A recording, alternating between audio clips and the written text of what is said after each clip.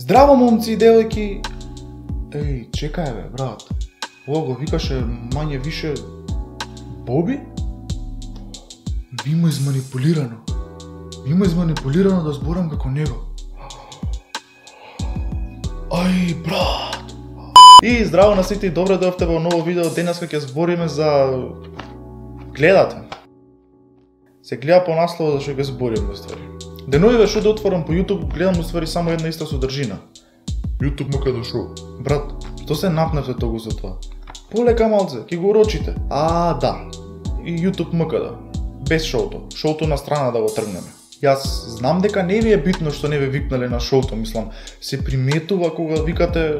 Мене не ми е криво што не ме викна, али јас кога би бил... Мислам, се приметува тоа. По очите ви се приметува дека ич не ви е криво. Океј, свативме. Ејте, заборавиле да ве викнат луѓето.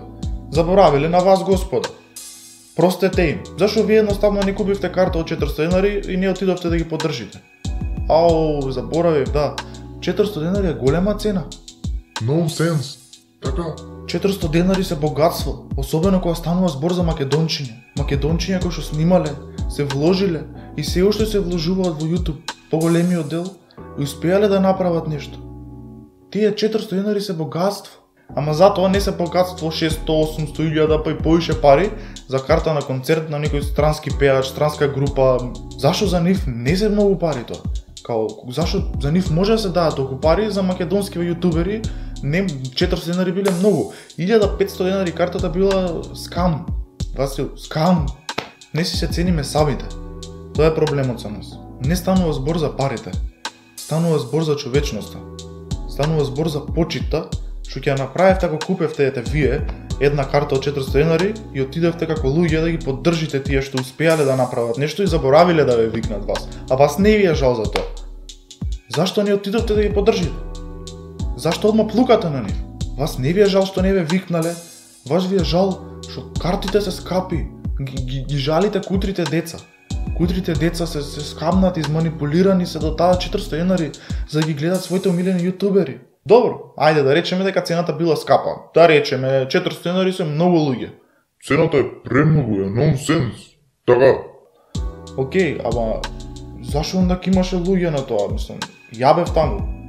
Имаше луѓе, не беше празно. Многу пари, али како дошле луѓе во таму, деца? Дури родители имаше. Зашо дошле? Били изманипулирани?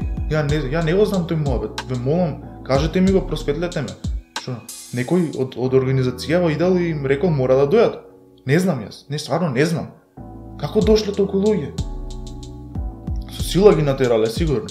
И да, освен таа од 400 имаше и други карти и цената беше до 1500 денари. Реално имаше многу деца со VIP карти. Многу деца биле скамнати, бе, Васил. Многу деца биле скамнати. Со сила ги терале, со сила им рекле дајте 1500 денари. Кутрите деца. Се користи терминот кутрите деца да се допре таму кај што е најслабо. Така, кога збориме за манипулација, прво на памет ми доаѓа тоа. Кога збориме за главни споредни јутубери, уствари чекај. Нели вие што го зборите тоа испаѓате уствари главни јутубери на тоа движење, а сите останати кои што ве поддржуваат се споредните јутубери. Логично. Кога имате соработувано со друг канал, освен вие главните јутубери на ова движење, јас немам видено такво нешто. Ве молам, кажете ми. Не сакам да завземам ни една страна, реално немам ништо против вас, немам ништо против ниту пак сум за другиве. Но немате соработувано со други канали, мислам, немам видено. Зашо барате поддршка од поголемите без да дајете поддршка на помалите? Тој иде ланчано. Испаѓате од корист. Јас не можам да гнасам уста и да зборам лошо за луѓето кои што не направиле никаква дискриминација врз мене, кој сум им побарал помош. Едноставно не можам.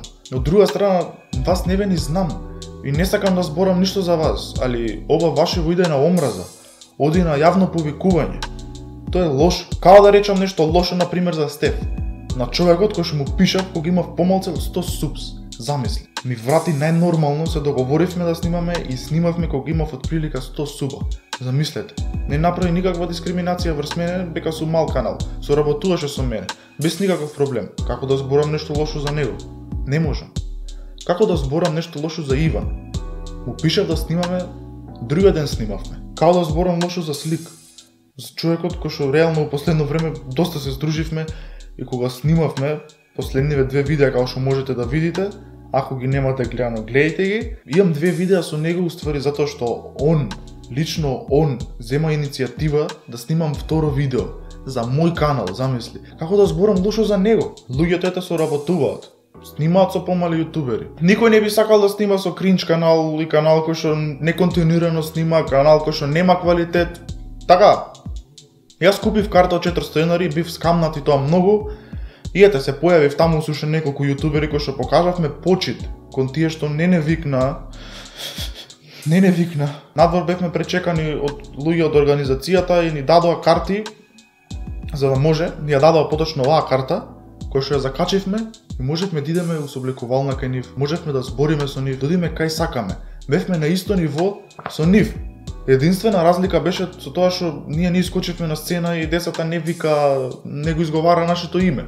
Тоа беше едина разлика. А сигурен сум дека и вас ке во госте исто така.